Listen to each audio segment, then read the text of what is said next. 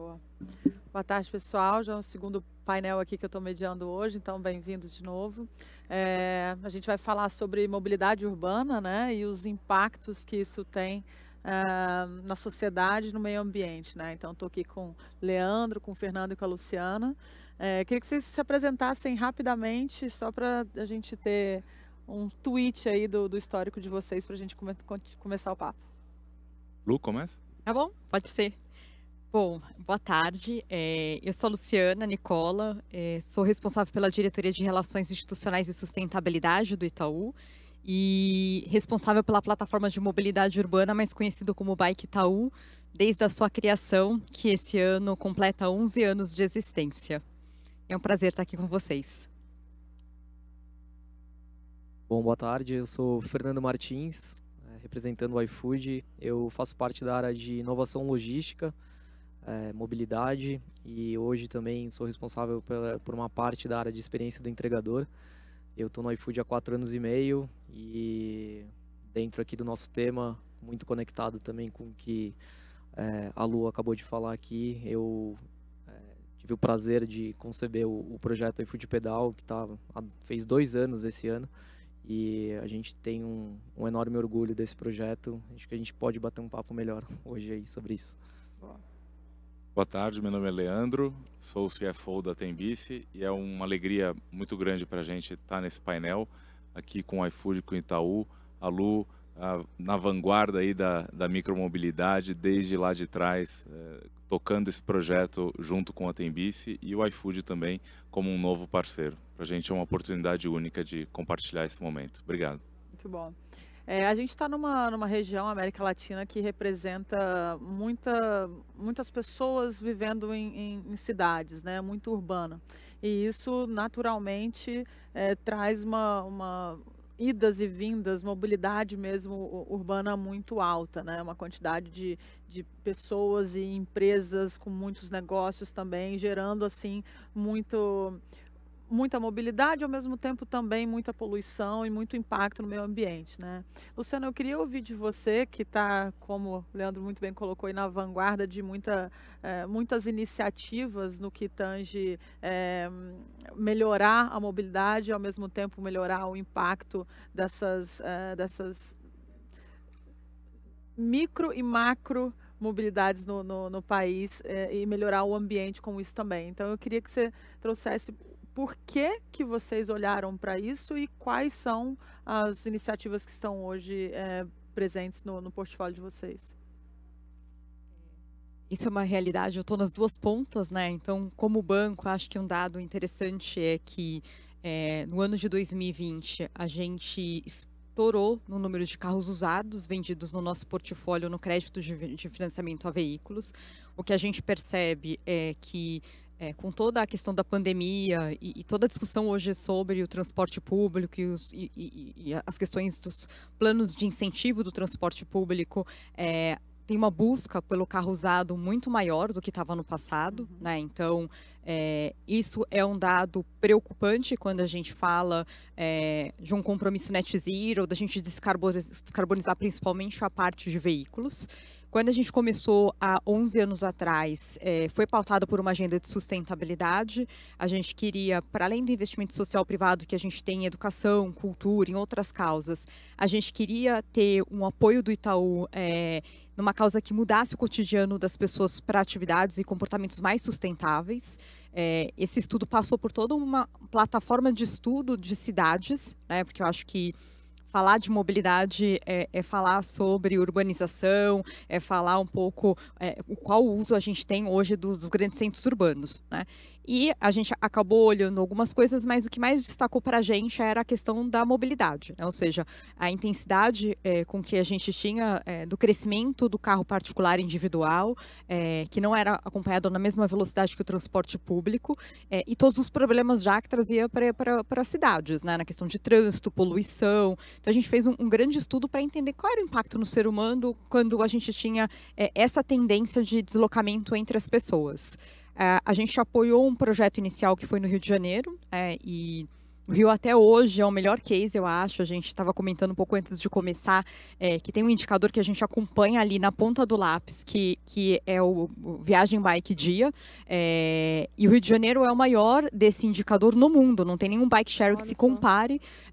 Pelas características que o Rio de Janeiro tem, então você tem ali já numa cultura do carioca, lá eles entregam um colchão, ali já está no espírito do carioca, né? Então a gente começou com o Rio de Janeiro, mas voltado muito mais para a questão de mobilidade, menos lazer, e a gente foi ampliando. Então hoje a gente tem 5 cidades no Brasil, a gente também está na Argentina e no Chile, e o grande objetivo nessa jornada toda durante esse período é como que a gente influencia no comportamento das pessoas para elas optarem pela micromobilidade, né, por um deslocamento mais sustentável. Então, nessa trajetória, a gente foi aprendendo muito, então a gente passou por vários momentos do projeto Bike Rio, Bike Sampa, Bike Salvador, em todas as cidades. O que a gente percebe é cada cidade tem um comportamento de uso diferente, porque você tem lugares, por exemplo, o Rio de Janeiro, que é super consolidado, então você tem para diversos usos.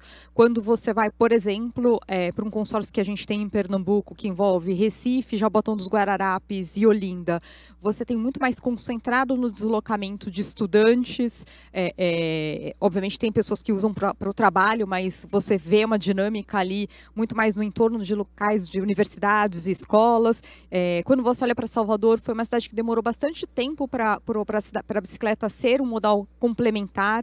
A cidade teve que fazer uma série de ajustes nas políticas de mobilidade. Então, a gente, esses 11 anos, foi um pacto não só com a Tembici, mas também com as cidades delas entenderem que a micromobilidade precisa ser pensada enquanto política pública, né? Não dá para ser um projeto, não é um projeto bacana que está ali à disposição para o passeio e tudo mais. Ele também serve como passeio e normalmente a porta de entrada é pelo passeio, então as pessoas começam a pedalar como lazer para ganhar segurança, ver que vai dar conta do trajeto, mas a tendência é depois ela migrar para o dia a dia e fazer isso de forma complementar ao transporte público, né? Isso foi importante para a gente entender um pouco o papel do Itaú nas cidades, entender um pouco como é que a gente poderia contribuir no incentivo à micromobilidade e agora mais importante, porque a gente aderiu ao compromisso Net Zero e descarbonizar o setor de transportes é um dos desafios, né? Então, o seu driver para isso tudo é a sustentabilidade. É a Por mais sustentabilidade. que tenha benefícios paralelos como saúde mesmo, pedalar e etc. Mas no ponto de vista de sustentabilidade, vou emendar uma pergunta aqui rapidamente, porque você tocou no ponto de crédito. Eu confesso que eu procurei, achei de outro banco, talvez não tenha achado do Itaú. Mas talvez tenha. Existe linhas de crédito específica para financiamento de carros elétricos, por exemplo, já que Sim. você menciona... A gente tem uma linha com a IFC para incentivar a venda de carros elétricos no Brasil. A gente tem um projeto que chama VEC, que é Veículo Elétrico Compartilhado, não da mesma dimensão e nem com o mesmo propósito do bike, mas é muito mais para o Itaú aprender sobre o uso do carro, a infraestrutura necessária, o que em política pública a gente vai ter que discutir sobre isso. Para vocês terem uma ideia, se o Itaú fosse compensar as emissões geradas, porque eu vendi de carro em 2020 apenas, então os contratos concedidos de janeiro a dezembro, eu teria que comprar em torno de 18 milhões em créditos de carbono para compensar emissões dos contratos que a gente financiou. Então, o estímulo à micromobilidade, obviamente, vai reduzir o uso do carro individual e vai fazer sentido para o carro individual naquilo que necessita na rotina das pessoas, né? O nosso objetivo é como é que a gente canaliza para a micromobilidade integrando com o transporte público. Acho que esse é o grande aprendizado, acho que após esses 11 anos, que acho que é a grande contribuição que a gente pode ajudar nas cidades. Muito bom. E começaram quando os micropagamentos também não eram ainda tão difundidos, né? Então, acho que Exato. é um ponto importante mencionar. Fernando, você à frente do iFood, que é a maior food tech hoje que a gente tem, e responsável justo por essa área de mobilidade, né? Vocês são responsáveis por milhões e milhões de entregas e público e notório que a pandemia realmente exponenciou isso de uma forma que pode ter reduzido um pouquinho depois, mas manteve num patamar muito alto. Qual que é o papel da mobilidade sustentável para vocês hoje? Ótimo. Sem dúvida nenhuma, né? A pandemia acelerou a digitalização de diversos setores, o nosso não foi diferente, digitalizou, né? A gente ajudou a digitalizar também, né, centenas de milhares de restaurantes e a mobilidade sustentável é um assunto que, né, agora a gente inclusive tem compromissos públicos em relação a isso. Já para deixar bem claro, assim, a gente tem um compromisso, entre outros compromissos de sustentabilidade, um compromisso que está à minha frente, justamente compromissos em relação às entregas. Então, a gente tem até 2025, 50% dos pedidos do iFood serem entregues em modais não poluentes. Mas, para chegar, né, com esse sonho, com essa meta, a gente vem trabalhando modais sustentáveis há 4 anos. Então, quando eu entrei no iFood, já era um assunto, né, que a gente tocava ali no time de inovação, entendendo quais eram as empresas que estavam trabalhando mobilidade, micromobilidade, e a gente olhando para micromobilidade sustentável.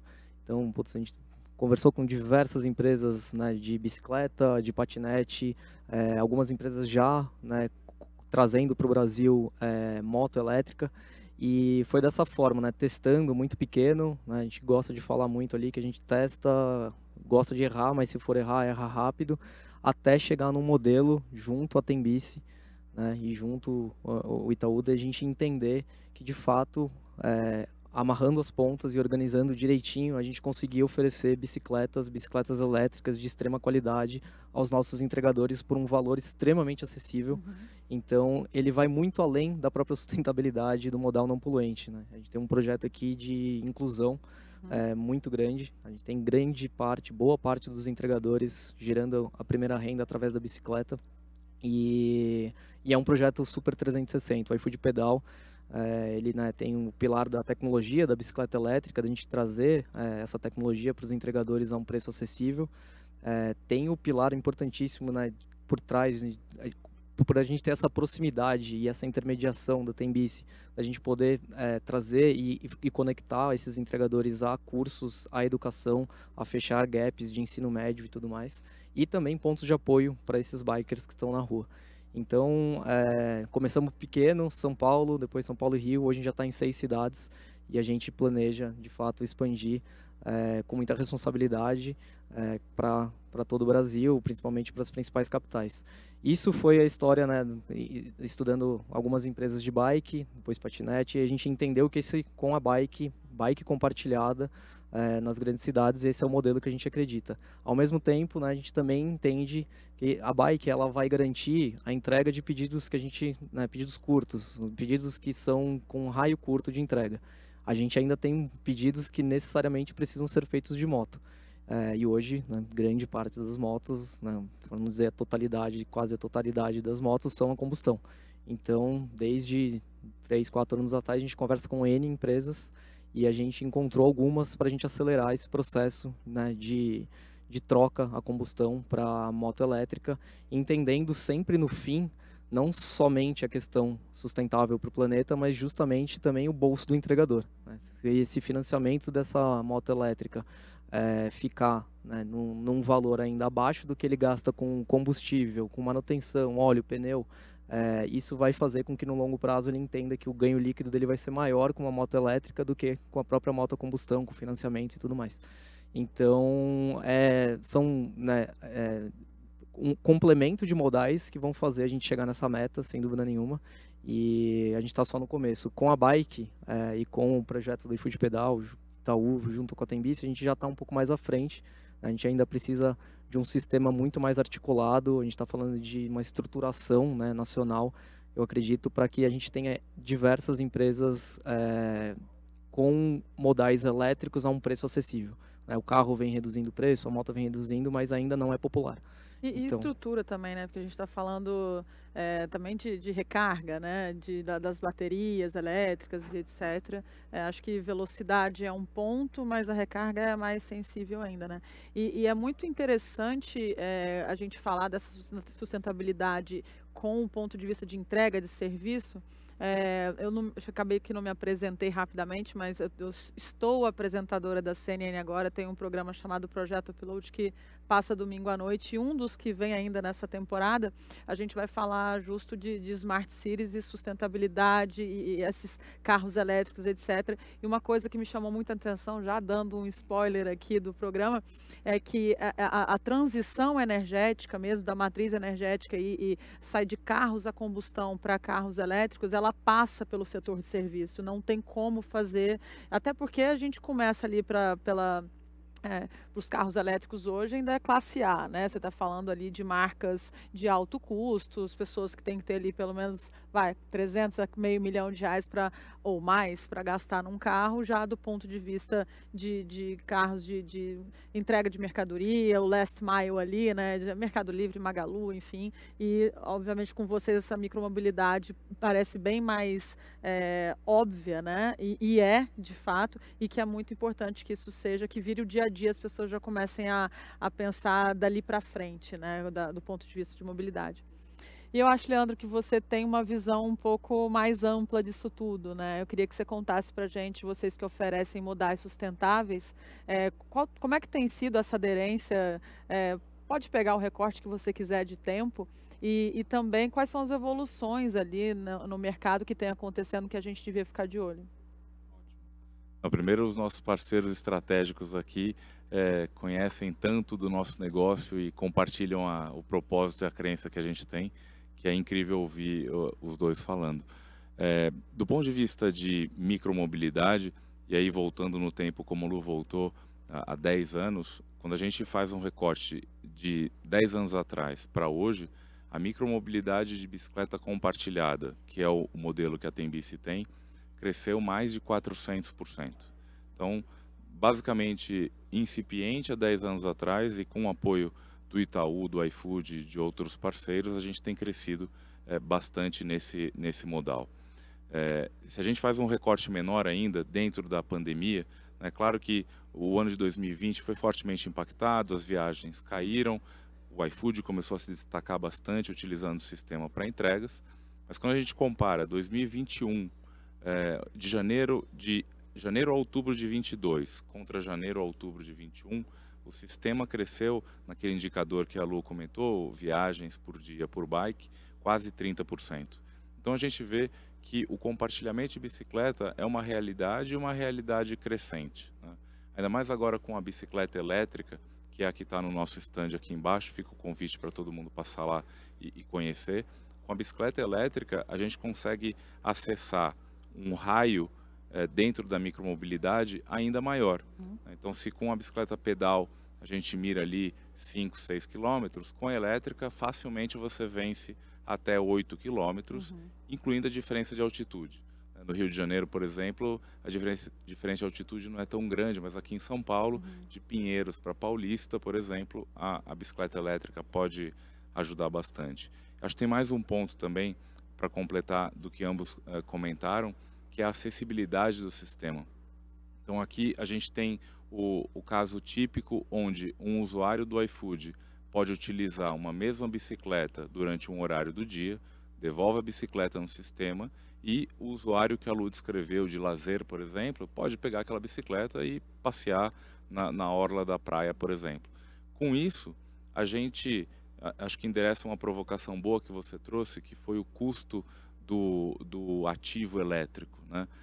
No momento em que a gente tem um investimento na bicicleta elétrica que é alto, mas que ele é compartilhado pelas diferentes pessoas ao longo do dia, a gente otimiza ao máximo aquele ativo. A gente traz a sustentabilidade para o dia a dia daquele negócio, né? E por fim, acho que só para destacar também, que a Lu comentou, o crédito de carbono. A gente entende que o nosso negócio tem um impacto muito grande no crédito de carbono gerado dentro da cidade.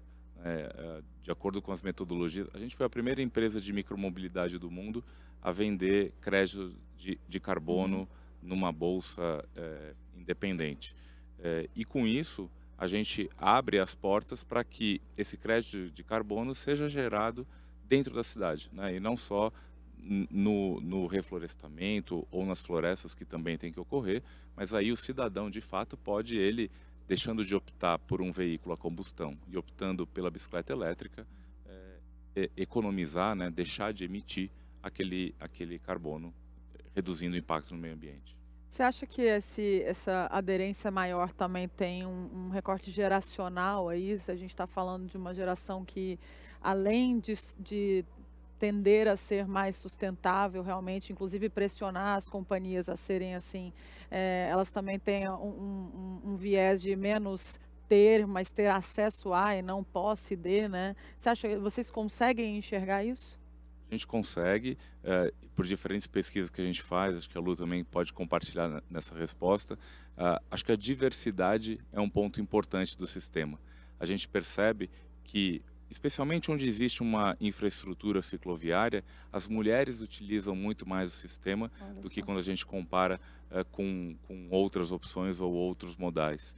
Então, sem dúvida nenhuma, há um recorte geracional que busca o compartilhamento, mas há um recorte também de necessidade. De novo, a gente cai no ponto que o Fernando comentou, que é a acessibilidade. Tá. Existem muitos usuários que, por N razões, não podem pagar nenhum transporte público e podem encontrar na bicicleta compartilhada, através dos diferentes planos que a gente tem, uma solução de deslocamento pela cidade que até então ele não tinha. Então, com certeza, a sua pergunta, ela endereça diferentes recortes que a gente pode fazer, tendo a palavra diversidade por trás. Ótimo. Quer completá-lo? Acho que esse ponto é super importante que ele trouxe, né? Quando a gente, ao longo do tempo que a gente percebe, a gente comparou o sistema do compartilhamento com não compartilhamento, ou seja, buscando base de dados de pesquisas de movimentos que acompanham a bicicleta como modal há bastante tempo, e a gente percebe que a gente consegue ter um desempenho muito maior de acesso a mulheres no sistema de compartilhamento do que só a própria bike. Então, eu acho que isso é uma coisa bacana, porque mulheres sempre foi um número muito, muito pequeno comparado a homens que usam o sistema, né? E não só mulheres, mas mulheres com filhos. Então, a gente começa a perceber um movimento que acontece. A gente tem um outro parceiro chamado Sebrap, que em parceria com a Tembici, onde a gente faz uma série de análise desses dados, né? Porque eu acho que o bacana do compartilhamento é não só a gente tem dados para saber qual a satisfação do usuário, como é que ele está utilizando o sistema, que melhorias a gente precisa fazer, mas também porque você pode fazer uma série de análises, e o poder público também, porque é uma parceria público-privada, e entender onde precisa melhorar a infraestrutura, né? Aonde está a demanda, coisas que, ao longo do tempo, isso vem mudando e que é super importante para você compor a micromobilidade ali e ter a intersecção entre os modais, né? Então, quando a gente olha essas pesquisas, a gente percebe que tem predominantemente um público mais jovem, e aí, eu acho que pelos motivos que você trouxe, né? Que para o público mais jovem, não tem mais aquela coisa de ter, né? É ser, então ele quer estar mais livre. Então, para ele faz muito sentido essa coisa do compartilhamento. Mas, por um outro lado, pesquisando as pessoas no uso, o que a gente percebe pessoas mais velhas gostariam também de utilizar, mas não estão, às vezes, tão preparados fisicamente por uma jornada de bicicleta, por um trajeto. Então, a bike elétrica ajuda também a gente trazer pessoas mais velhas para o sistema ou pessoas iniciantes que não têm o mesmo preparo físico, né? Então, a gente faz anualmente esse olhar na base de dados para fazer melhorias no sistema e ver como é que a gente pode ser o mais inclusivo no sistema, né? Uma coisa que a gente fez antes da pandemia foi uma avaliação de impacto do sistema. E o que a gente constatou pela avaliação de impacto?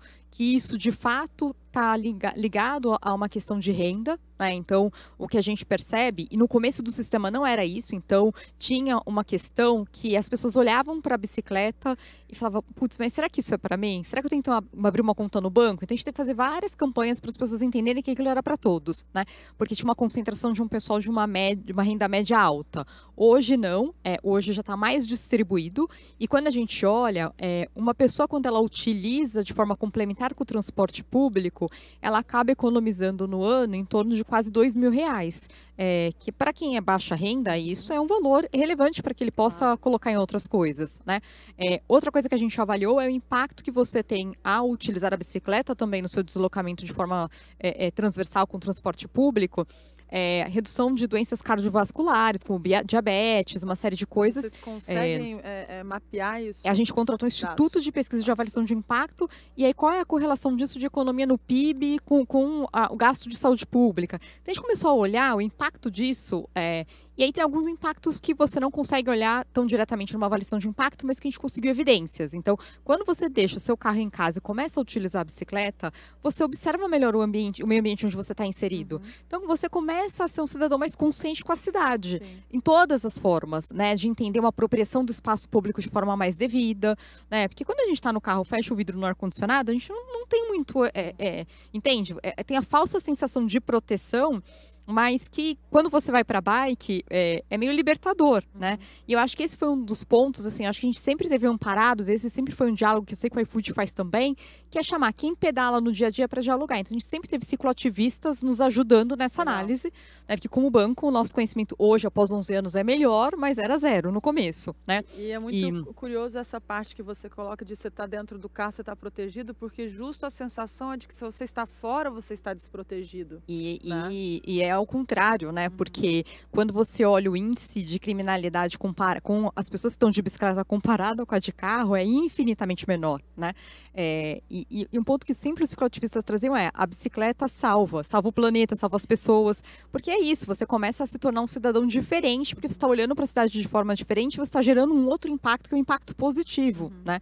Então, além do bike sharing, da operação em si, que a Tembici é um parceiro que mantém ali o rigor da manutenção, da logística e tudo mais, a gente também faz todo ano esses estudos para ir capturando o que a gente precisa cada vez mais para convencer o não convertido, né? E normalmente é o carro, a pessoa que usa o carro no dia a dia de forma individual, né? Então tem um pouco esse olhar mais amplo de como que a gente ainda pode contribuir no convencimento para as pessoas optarem em modais mais sustentáveis. E não vou dizer o primeiro, mas é um dos passos para ser uma cidade inteligente, né? São cidadãos inteligentes e isso passa por essas sensações de segurança, para você entender o bairro, né? Entender as prioridades que a prefeitura, as subprefeituras podem dar ali ao seu entorno. Se você não conhece aonde você mora, ou o entorno do teu trabalho e etc., se a gente for falar conhecer é ser inteligente, não conhecer é não ser inteligente, a gente cria um círculo virtuoso de não inteligência de cidadãos, logo de cidades também, né? Total, porque você tem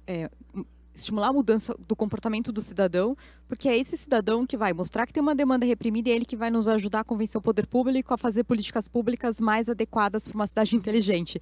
Então, é um primeiro passo, como você disse, muito importante, que é a partir dele que você puxa todo o resto. Sim, sim.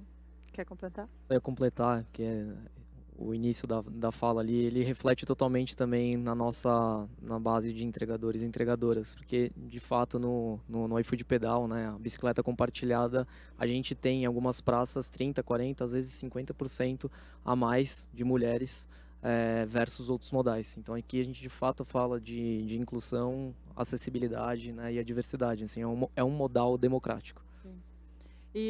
Eu lembro só de quando a gente lançou o projeto do iFood, eu voltando para casa de bicicleta também, e cruzei uma entregadora com bicicleta do iFood elétrica fazendo a entrega. Aquilo dá um orgulho enorme de saber que a gente está, de fato, impactando a sociedade como um todo.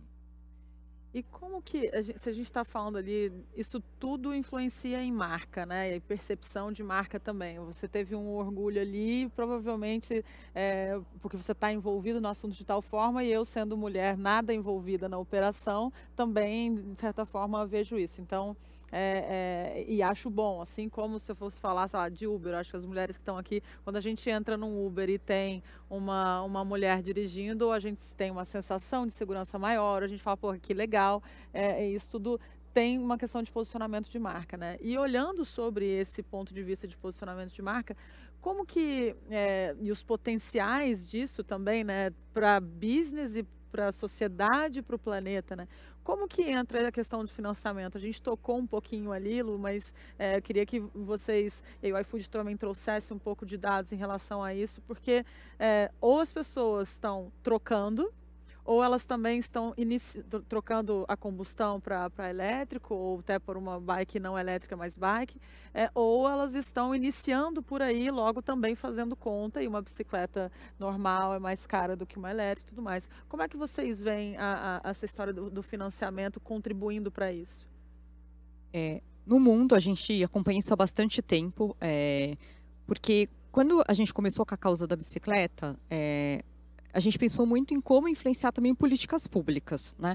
Então, o que a gente olhou como que isso passa em algum momento ser relevante para o poder público, dele entender que isso aqui faz com que ele tenha menos investimento em infraestrutura para o carro, onde ele vai ter que ter um incentivo diferente para o transporte público. Como é que a gente faz a bicicleta ter o mesmo incentivo do que o ônibus, o metrô e tudo mais, né? E o que a gente percebe é que isso ainda não é maduro, né? Eu acho que dos sistemas que a gente tem hoje, apenas em Buenos Aires você tem uma participação do dinheiro público. E mesmo assim, demorou bastante para a Tembici receber esse dinheiro. A gente teve toda uma questão para, de fato, ter esse equilíbrio da conta, né?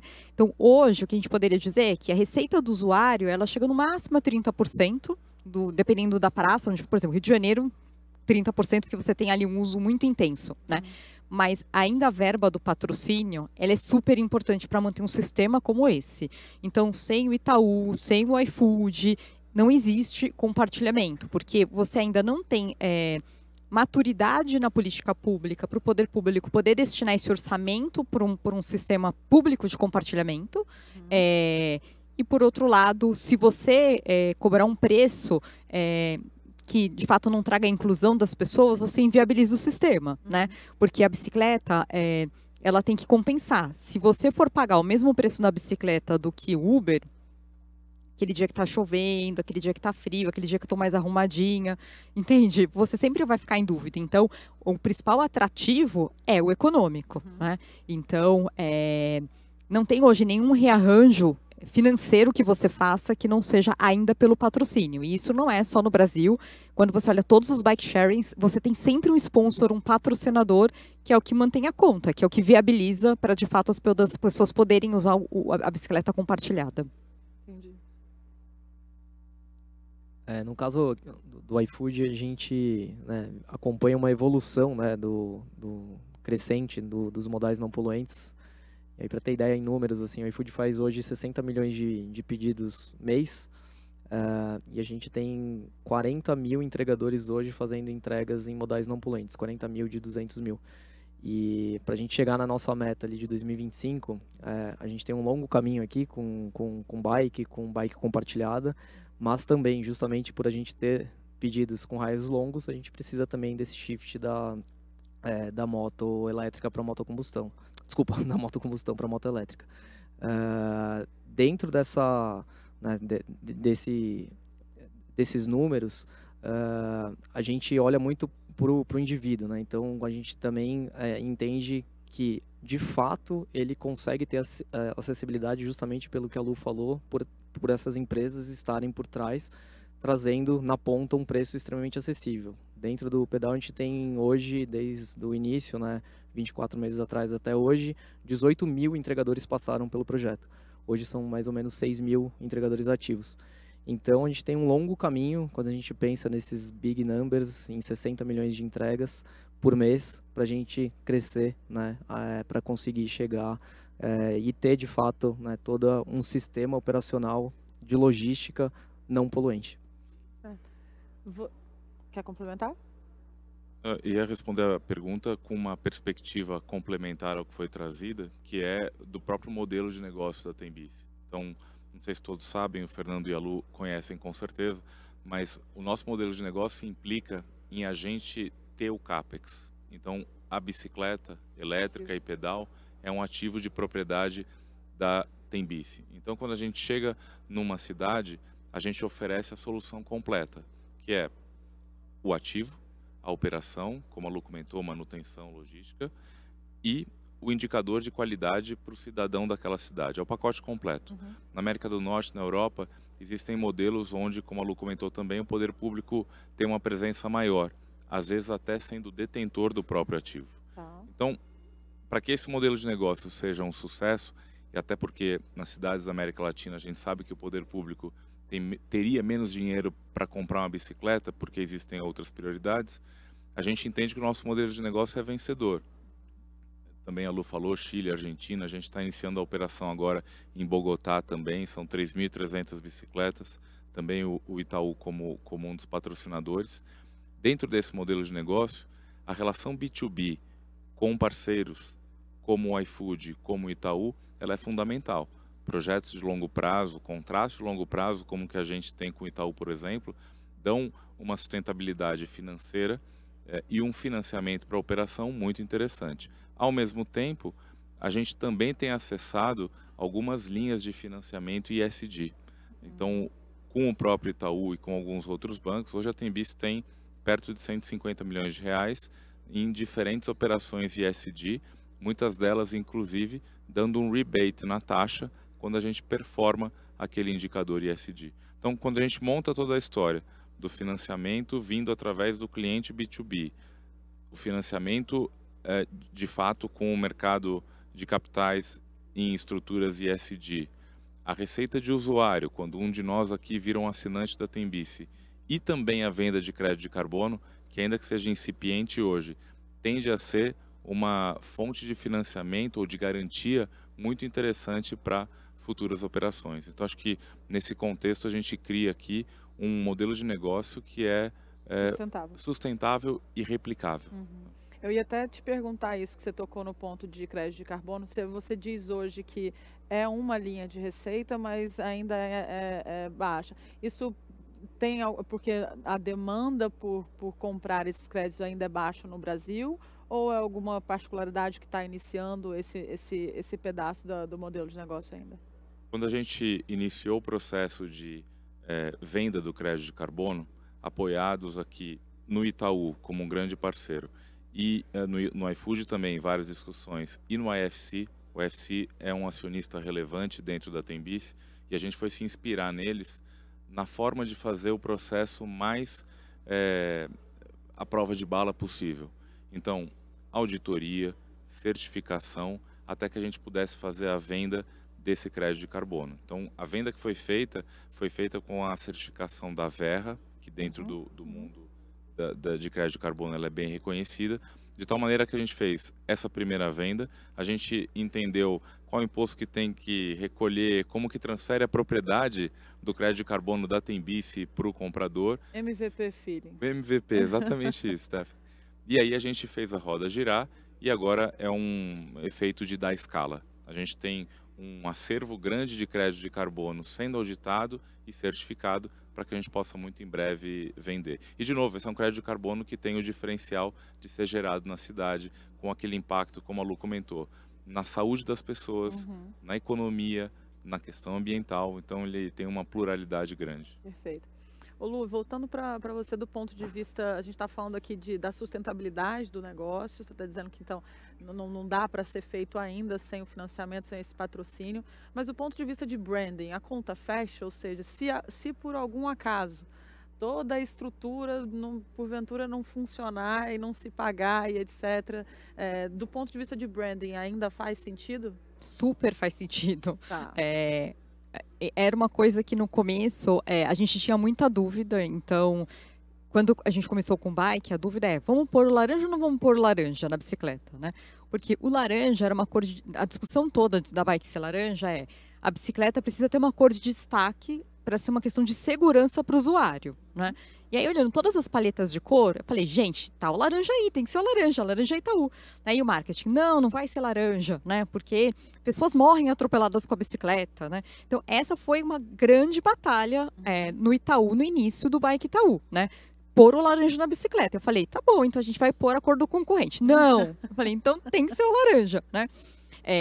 Mas isso sempre foi, no Itaú, um projeto encarado como causa, tanto que nasceu na área de relações institucionais, que é a minha área, um pedaço da minha diretoria que trata de relações com a sociedade, né? Ao longo do tempo, as pessoas foram percebendo, primeiro, na satisfação do usuário, dizer, putz, esse cara está experimentando o Itaú de uma forma diferente, né? E é engraçado que a nossa base de dados é maior de não clientes do que clientes do Itaú, né? Incrível. Então, ele está experimentando o Itaú de uma forma diferente. Então, vamos avaliar qual é a experiência, qual é a percepção dele em relação ao Itaú, ao usar a bike. E era lá em cima, né? Então, ele percebia o banco como um banco que, de fato, preocupado com o cotidiano das pessoas e com esse tal. Aí, um banco que ajuda, né? Exato. Ele entendia que positivo. Estou aqui contribuindo com o seu cotidiano, né? Então, acho que esse foi um primeiro achado. Depois, o que a gente percebeu a bicicleta rodava muito e isso, tanto que hoje, se eu tirar a marca Itaú, as laranjinhas remetem ao Itaú automaticamente, né? Então, até praças onde o Itaú não é o patrocinador, as pessoas me perguntam, e o seu projeto lá? Não é o Itaú, é outra empresa, de tão forte que ficou marcado. E aí a gente contratou uma pesquisa para entender o retorno, o nosso ROI, né? Qual era o retorno de imagem da bike. Para cada R$1 que eu invisto, eu tenho um retorno de 2,4. Esse é um dado que a gente olhou recentemente. Então, assim, seja porque é uma causa, seja porque é retorno de imagem, a empresa que apostar no compartilhamento de bicicleta está levando muito positivamente para a imagem. Né? Ele tem um retorno muito superior a, por exemplo, aqueles relógios que tem na cidade de São Paulo, onde ficam com aquelas imagens, para dar um exemplo. Né? Então, o retorno é excelente, porque a bicicleta está rodando o dia inteiro e aí, seja a pessoa que está vendo a bicicleta passar, seja a pessoa que está usando aquilo como modal de transporte, então super para em pé. Então, se não for por causa, porque tem empresas que não têm a mobilidade urbana como causa, mas como uma ação de marketing, super vale a pena. E é impressionante o como que isso ainda conseguiu alavancar, mesmo sendo o Itaú, que é a marca que é, com a visibilidade que tem, uma das marcas mais valiosas do país, se não do mundo, e ainda assim tinha uma alavancagem, né? Porque que marca, do ponto de vista de branding mesmo, não quer a marca mesmo, o nome na boca do povo o tempo todo, né? E vira ponto de encontro. Ah, não, vamos encontrar lá na bicicleta do Itaú. Então, assim, tem realmente muita coisa periférica que, num primeiro momento, não se pensa, né? Não, total. As fantasias de carnaval, pessoas que casavam com a bike do Itaú, tiravam fotos de noivo pedalando a bicicleta, que a gente acompanha muito as exposições espontâneas nas mídias sociais. E é uma história mais bacana que a outra, assim, sabe? Porque, de fato, é o banco de forma diferente. Sim. Isso não tem preço. Vocês tinham vislumbrado esse... Acho que o ponto de vista de marca não tem como, né? A gente até vê lá fora, o case muito lá de fora tem Citibank com a azulzinha, etc e tal. Então, assim, a exposição de marca sempre foi um pedaço da equação, imagino ali, né? Assim, a área de marketing. Mas que isso por si só ia garantir a sustentabilidade do negócio, estava previsto por vocês? Eu acho que a receita de patrocínio, como a gente chama, né? E iFood e Itaú são muito mais do que só um cliente patrocinador, são parceiros. Mas essa linha de receita de patrocínio, ela é especialmente importante, acho que no início do projeto. Né? Naquela fase... Pra vender na área de marketing. Exatamente, porque o ponto é, a receita de usuário, idealmente, cresce de maneira exponencial ao longo do tempo. À medida que você vai adensando o sistema e vai trazendo cada vez mais usuários para a base, os 30% que a Lu comentou devem virar 60%. Devem virar a maior parte da receita quando a gente olha o nosso modelo lá na frente. Longo prazo. Exatamente, mas especialmente na fase em que a Tembici estava lá atrás, quando iniciamos o projeto com o Itaú. E agora também, essa receita de patrocínio ela é muito importante porque viabiliza o ativo na rua. Viabilizando o ativo na rua, a Tembici tem a possibilidade de adensar o sistema e trazer mais receita de usuário, como o exemplo que você deu, Nova York, Londres, Paris, é o mesmo modelo. Então, não tenha dúvida, essa é uma receita muito importante. Muito bom. Deixa eu ver, quer completar? Senão eu vou dando uma colinha aqui já. Eu acho que vale colocar aqui no caso do iFood, né, o projeto nasce muito mais por uma questão operacional. É óbvio que a gente não vai deixar de olhar a questão de branding, mas ela fica num segundo plano, né, é um residual do projeto. Mas para nós, a operação mesmo faz sentido, né? A gente precisa ter uma logística equilibrada, de novo, não faz sentido uma moto fazer um pedido de 500 metros, de 1 quilômetro. Então a gente vai ajustando parâmetros para a bicicleta fazer pedidos, né, até 3 quilômetros, dependendo da praça, 4 quilômetros, 5 quilômetros no máximo. Então, para nós, a gente ainda tem um mar de oportunidades de incentivar, né, crescer o projeto, para justamente a gente garantir que pedidos curtos sejam feitos por bike. Logo, a gente, né, vai tá no planejamento a gente investir mais nesse projeto justamente para garantir que esses pedidos sejam feitos por bicicleta elétrica e que a gente fomente de verdade, de forma genuína, né, a causa desse projeto, que é fazer entregas de bicicleta de forma responsável, com bicicletas compartilhadas pela cidade. Então, assim, óbvio que a gente vai olhar o lado de branding como residual, mas a gente já nasce na operação fazendo sentido. Para vocês é core business, né? É logística, então faz sentido o branding ser um pedaço e não o motivo pelo qual patrocinar o negócio, né? Muito bom. Eu acho, bom, por mim eu acabei aqui, não sei se vocês querem complementar com alguma coisa que eu tenha deixado de fora, porque acho que a gente falou dos leilões de crédito para carbono, financiamento e tudo mais. Bom, gente, obrigada então pela participação e vamos pedalar. Ótimo, obrigada. Obrigada.